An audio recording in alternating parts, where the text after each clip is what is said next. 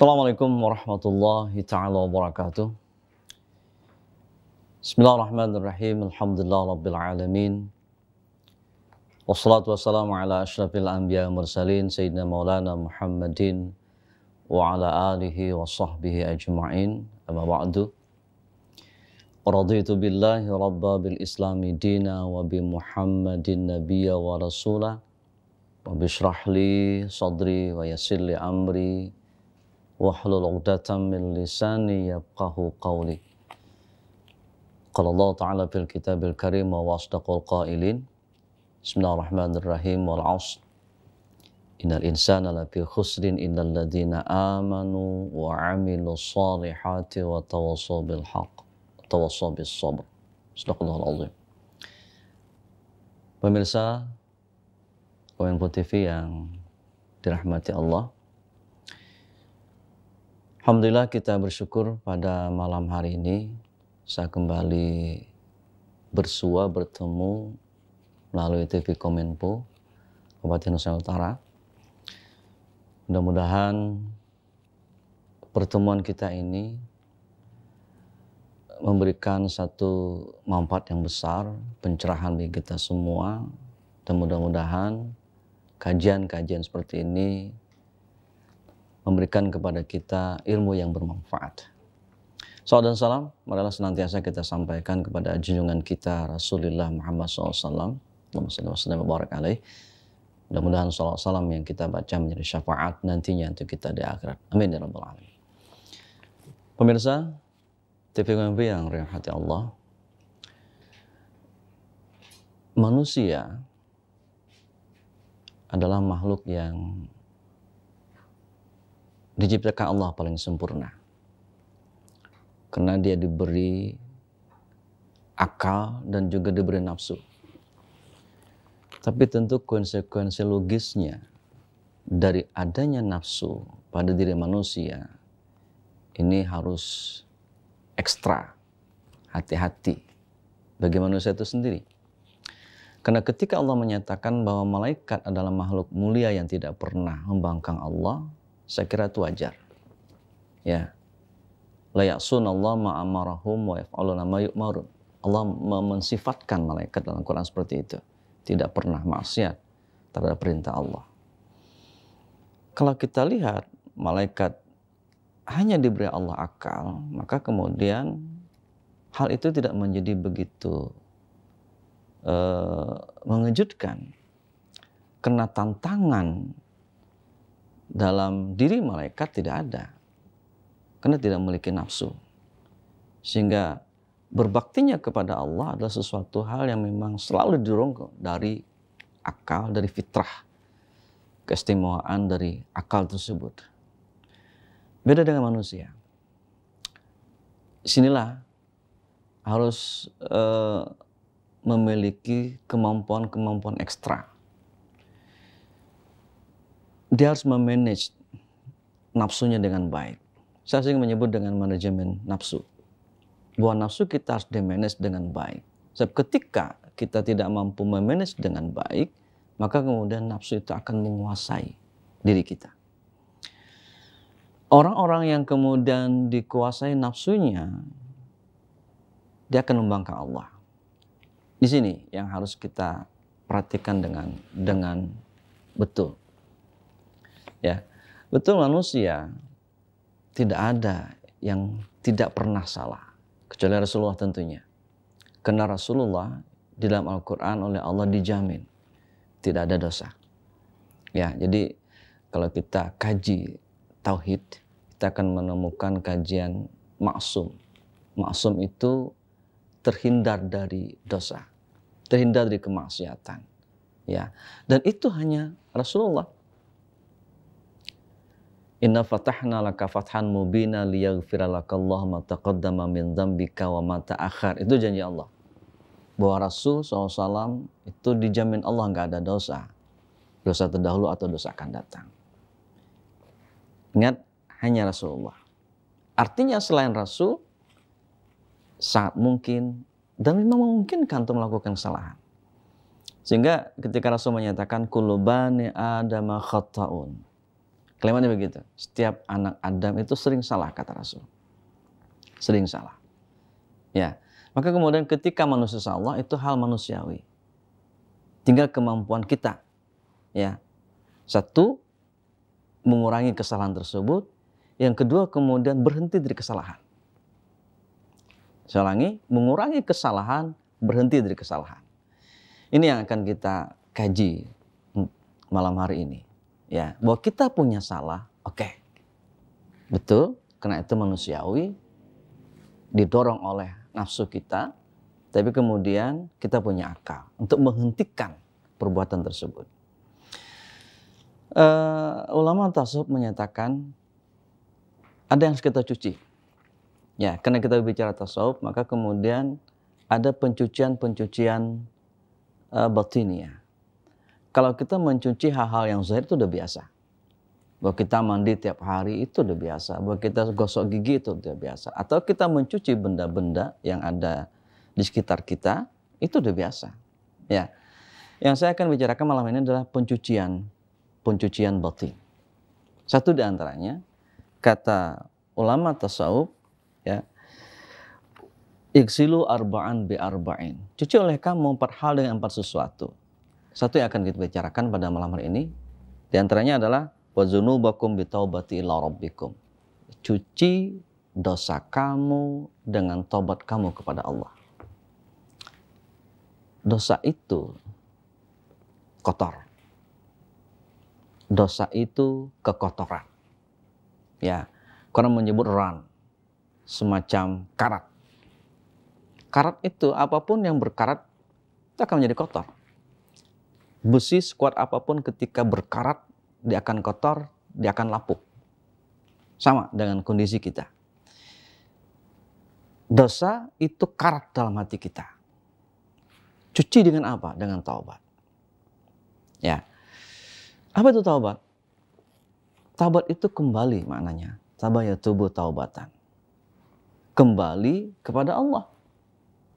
Kembali dari sesuatu yang tercela kepada sesuatu yang terpuji, itu taubat.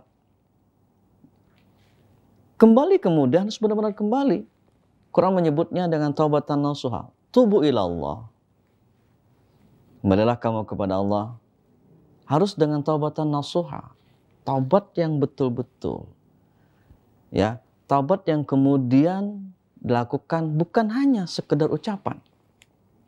Rasul mengatakan, taubat orang pendusta, taubatul kadzibin, kata Rasul. Taubatul kadzabin, kata Rasul. Taubatnya pendusta itu di mana? Fi atrafil lisani.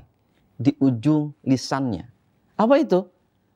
Kata penjelas hadis itu apa? Pensyarah hadis, ucapan astagfirullahaladzim.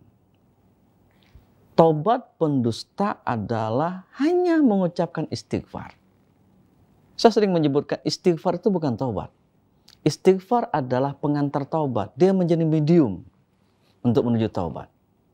Dan istighfar sebenarnya bagian dari zikir. Ketika orang mengucapkan astagfirullahaladzim, belum tentu dia bertobat. Betul dia berzikir, tapi belum tentu dia bertobat. Zikir itu banyak variasinya. Ketika Anda mengucapkan subhanallah, itu zikir. Namanya tasbih. Ketika Anda ucapkan alhamdulillah, itu juga zikir. Namanya tahmid. Anda katakan Allahu Akbar, itu juga zikir, namanya takbir. Sering kita berzikir la ilaha illallah, itu namanya tahlil. Pada saat orang mengatakan astagfirullahaladzim, itu zikir, namanya istighfar. Bertobatkah dia sudah? Belum tentu. Ini yang sering salah kita pahami. Orang kita sering mengatakan taubat itu ucapan astagfirullahaladzim. Bukan. Astagfirullahaladzim adalah pengantar orang bertobat. Taubat adalah perubahan sikap. Itu yang penting. Sekian ribu astagfirullahaladzim, tapi ketika sikapnya tidak berubah, maka orang belum tentu bertobat. Dia hanya beristighfar. Dia hanya berzikir. Boleh jadi kemudian dia masuk ke dalam hadis tadi. Tobatnya pendusta, kata Rasul. Ya. Sebanyak apapun dosa kita, ketika kita bertobat, Allah akan terima taubat kita. Asal tentu sekali lagi, tubu ilallah taubatan nasuha. Taubatnya kepada Allah itu dengan taubat yang betul-betul taubat. Tidak ada satu orang pun yang tidak punya salah. Itu pasti. Sehebat apapun dia, itu pasti.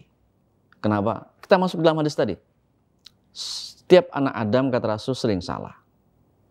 Namun kemudian lanjutan hadisnya, wa khairu khata'in at-tawwabun. Sebaik-baik orang yang sering salah, dia sering bertobat kepada Allah. Rasul menyebutnya tawwabun. Sebaik-baik orang yang salah, orang yang bertobat. Rasul tidak menyebutkan sebaik-baik orang bertobat, orang beristighfar. Belum tentu bertobat dia. Sebaik-baik orang yang salah adalah orang yang bertaubat kepada Allah. Maka saya ingin bicarakan karakteristik orang bertaubat. Ya, Rasul pernah bertanya kepada sahabat. Pertanyaan Rasul terkait dengan taubat apa? Atadruna manit taibi. Tahukah Anda semua, kata Rasul, siapa orang bertaubat?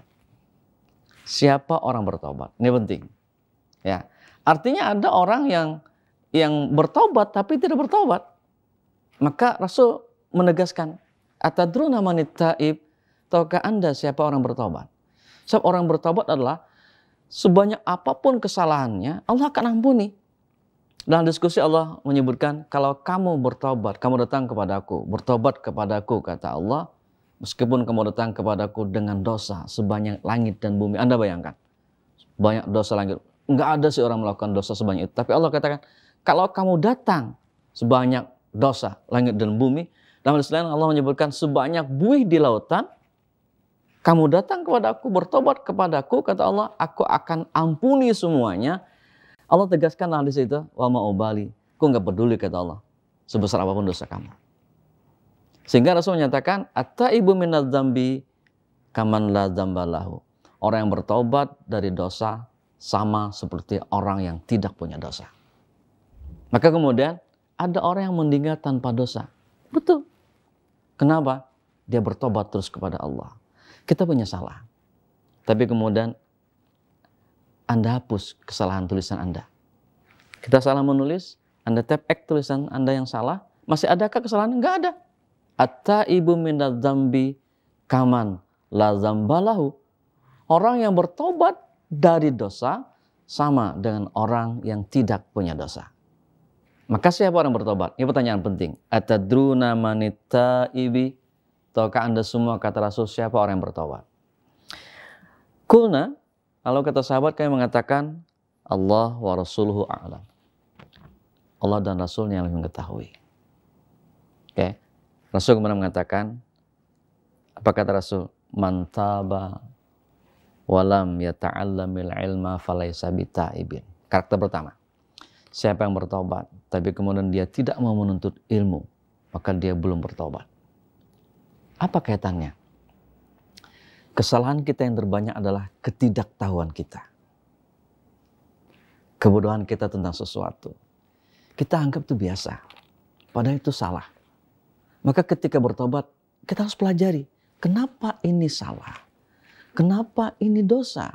Maka penting, siapa yang bertobat, tapi dia kemudian tidak mau nuntut ilmu, falaysa bitaibin, dia belum bertobat, kata Rasul. Ya, kita terkadang menganggap hal yang telah menjadi kebiasaan, hal yang kemudian menjadi tradisi kita, itu sesuatu hal yang biasa dan tidak apa-apa. Padahal boleh jadi kemudian sesuatu itu, sesuatu yang bertentangan dengan syariat kita. Kenapa kita melanggar? Karena kita tidak tahu bahwa sesuatu itu sebenarnya bertentangan dengan hukum Allah. Maka bertobat erat kaitannya dengan karakter pertama. Dia menuntut ilmu. Orang yang bertobat, tapi nggak mau nuntut ilmu agama, maka kata Rasul, dia sebenarnya belum bertobat. Dia akan mengulangi lagi. Kenapa? Ketidaktahuannya tentang hal itu. Yang pertama. Yang kedua, wa man taba wa lam yazid fil ibadah falaysa bitaibin. Siapa yang bertobat, kata Rasul, tapi kemudian dia tidak menambah ibadahnya, maka dia belum bertobat. Apa kaitannya? Dalam hadis Rasul menyebutkan watbi'isai atal hasanata tamhuha. Ikuti kesalahan yang kamu lakukan. Ikuti kesalahan yang kamu lakukan dengan kebaikan, kata Rasul. Tamhuha, maka kebaikan akan menghapuskan kesalahan-kesalahan tersebut. Orang bertobat adalah orang yang kemudian menambah ibadahnya. Kenapa? Tadi dia salah. maka harus tambah ibadahnya untuk menghapus kesalahan tersebut. Kalau bertobat kemudian tidak ada tambahan-tambahan ibadah, Rasul mengatakan belum bertobat. Kamu belum tutupi, kata Rasul, kesalahan kamu tadi. Kalau tambahan ibadah, berarti kemudian apa? Ibadah-ibadah sunnah. Kenapa? Karena ibadah wajib tidak ada tambahan. Ini penting kita pahami. Kalau ada tambahan ibadah, itu berarti ibadah sunnah. Karena ibadah wajib itu semua sama. Tidak ada perbedaan siapapun orangnya. Sehebat apapun dia, sealim apapun dia, sesaleh apapun dia, yang namanya ibadah fardu sama.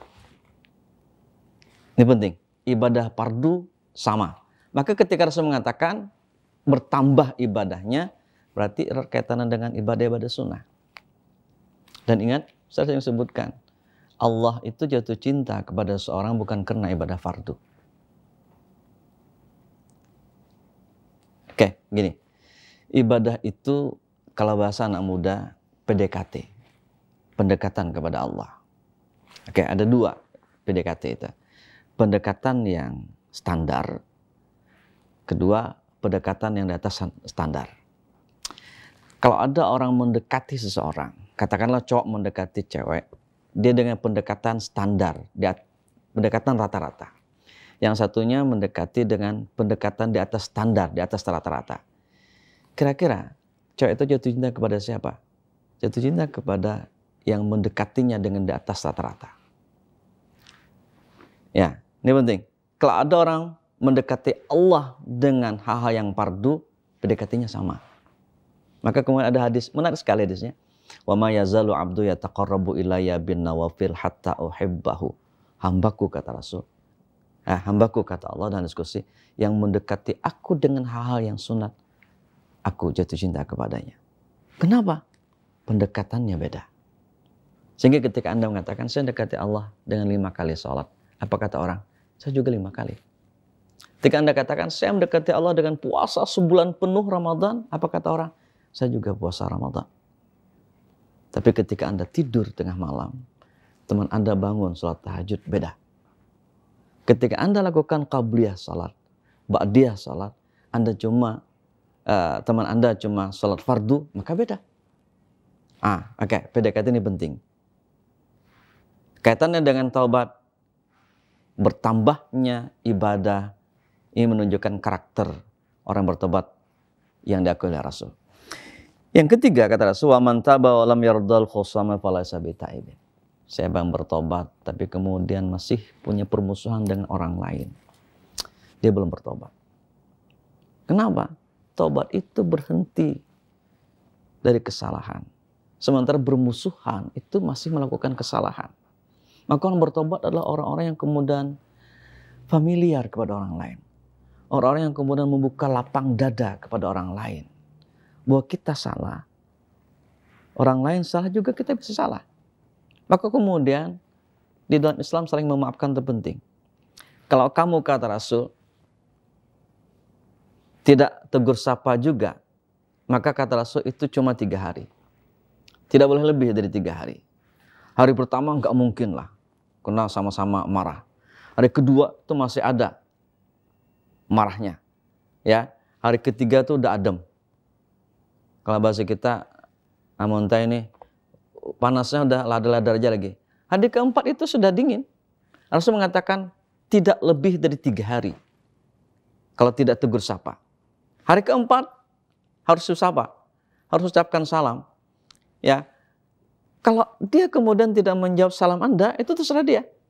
Yang bagus, kata Rasul, yabda'u bis salam. Siapa yang mulai salam, itu yang lebih bagus. Terserah orang lain mau menjawab salam Anda atau tidak, itu terserah. Yang jelas Anda sudah lakukan menyambung silaturahmi. Jadi ketika taubat kemudian orang tersebut masih bermusuhan, kata Rasul itu masih belum bertobat. Karena dia belum membuka kelapangan dada atas kesalahan orang lain. Baik, yang keempat, man taba wa lam yughayyir libasahu wa zinatahu falaysa bitaibin. Karakter orang bertobat yang keempat adalah siapa yang bertobat, kata Rasul, tapi kemudian dia tidak mengganti pola dan cara berpakaiannya, berdandannya. Oke, ini menarik sekali. Siapa yang bertobat, tapi kemudian dia tidak merubah cara berpakaian dan cara berdandannya, maka kata Rasul, dia belum bertobat. Berdandan dan berhias yang bagaimana, ini penting. Islam tidak melarang orang menjadi cantik. Islam tidak melarang orang mengikuti mode. Mode silahkan. Anda ikuti mode, Anda kemudian modis, ikuti perkembangan zaman, of course silakan. Tapi kemudian Islam punya aturan-aturan cara berpakaian. Islam kemudian mengatur cara berdandan. Maka kemudian ketika dandanan Anda, cara berpakaian Anda, kemudian tidak Islami, Anda bertobat terus, tapi Anda lakukan itu terus, maka kata Rasul, Anda belum bertobat. Siapa yang bertobat, tapi dia tidak merubah cara berpakaiannya, tidak merubah cara berdandannya, maka dia belum bertobat. Artinya apa? Cara berdandan, cara berpakaian yang tidak Islami. Maka kemudian kita ikuti, ya, kita ikuti cara berpakaian secara Islami. Apa itu? Yang paling penting adalah tutup auratnya. Saya menutup aurat adalah satu kehormatan untuk kita sebagai manusia. Semakin orang menutup auratnya, semakin terhormat dia. Tapi kemudian semakin dia buka auratnya, semakin dia terhormat dia dalam pandangan orang lain.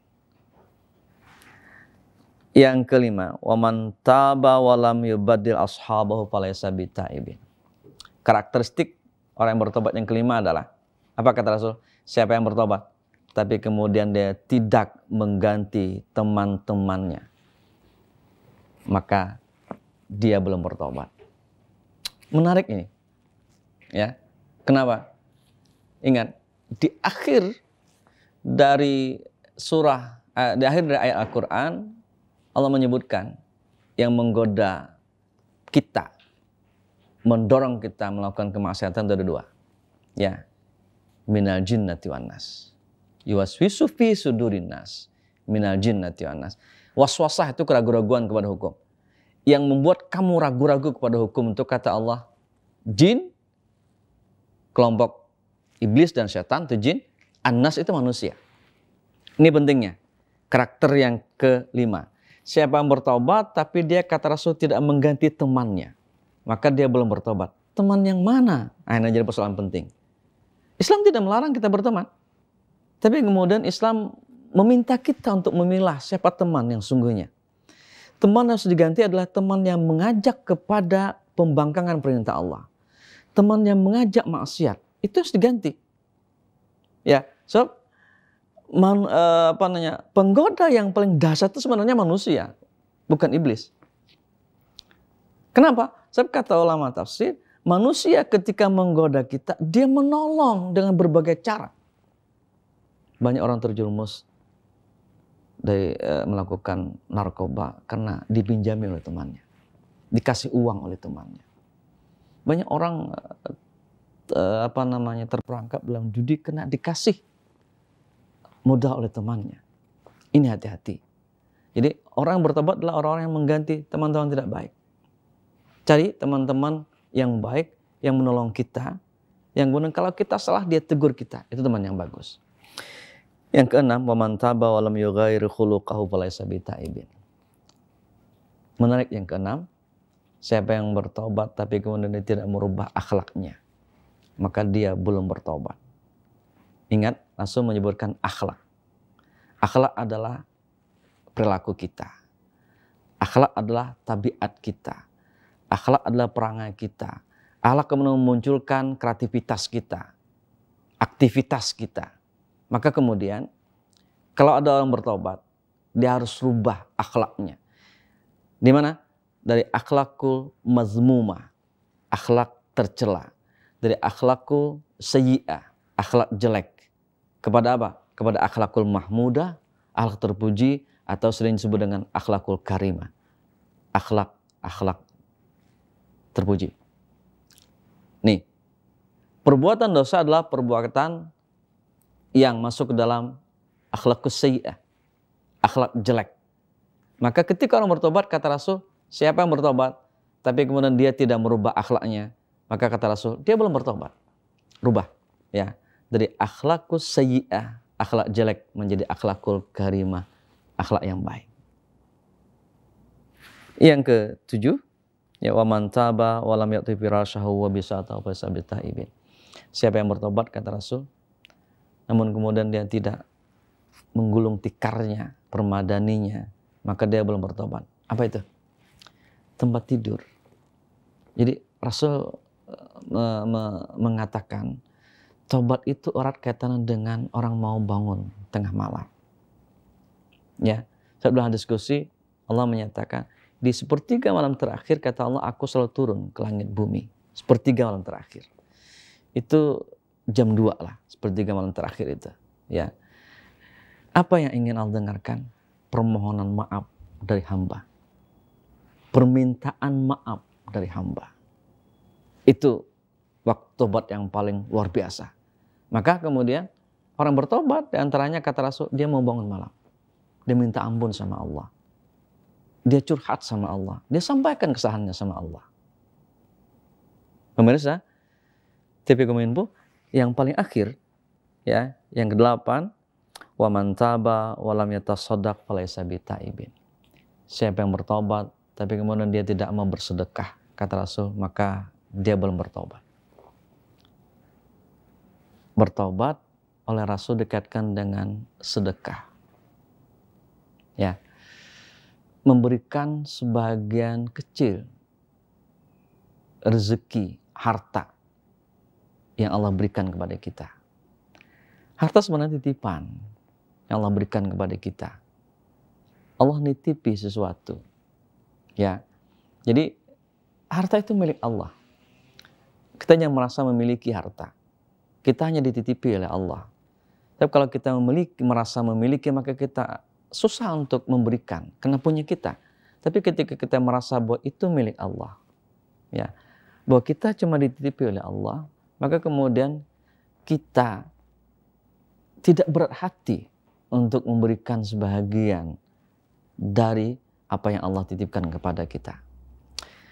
Pemirsa, ini karakteristik orang yang bertaubat. Ya. Jadi saya ingin simpulkan bahwa taubat adalah perubahan sikap. Bukan cuma istighfar. Sebab istighfar hanya pengantar taubat. Dan itu mudah untuk kita lakukan. Tapi yang susah adalah merubah sikap kita. Dan karakteristik ini harus ada pada diri kita. Agar kemudian kita betul-betul melaksanakan apa yang Allah firmankan. Dengan istilah taubatan nasuha. Kita semuanya selain Rasul pernah salah. Yang harus kita lakukan adalah kita harus perbaiki kesalahan dengan cara kita lakukan taubat dengan benar, lakukan taubat sebanyak mungkin, dekati Allah dengan permohonan maaf kepada Allah, kita akui kesalahan kita, kata Rasul mulai dengan menyesali segala perbuatan kesalahan kita. Karena Rasul mengatakan at-taubatu an-nadim. Taubat itu penyesalan, kata Rasul. Taubat itu penyesalan. Ya. Jadi ketika orang mau bertobat, pasti dia dimulai dengan menyesali segala perbuatan-perbuatan jeleknya. Mudah-mudahan kita menjadi orang-orang yang selalu membersihkan diri, mencuci diri kita dengan taubatan nasuha. Dan mudah-mudahan dengan itu hati kita menjadi bersih, perbuatan kita juga menjadi baik. Mudah-mudahan ada manfaatnya. Mohon maaf kalau ada salah hilap tentu dari diri saya. Semoga dimaafkan. Dan senantiasa kita terus melakukan kebaikan-kebaikan. Karena dengan kebaikan-kebaikan itulah kita menjadi posisi terbaik di sisi Allah Subhanahu wa taala. Inna akramakum indallah atqakum. Ini yang bisa saya sampaikan. Semoga bermanfaat. Usikum wa nafsi bittaqwallah. Assalamualaikum warahmatullahi wabarakatuh.